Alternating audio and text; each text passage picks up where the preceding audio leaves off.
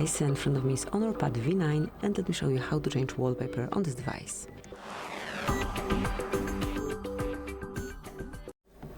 So at first open the settings, then find and select home screen and style, mark custom, and here pick if you wish to have a color wallpaper, so here just select it.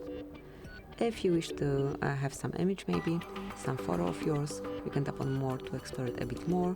I'll go with this one, mark download, and click on apply. And finally decide if it's for your lock screen only, just your home screen, or both of them. I'll mark both.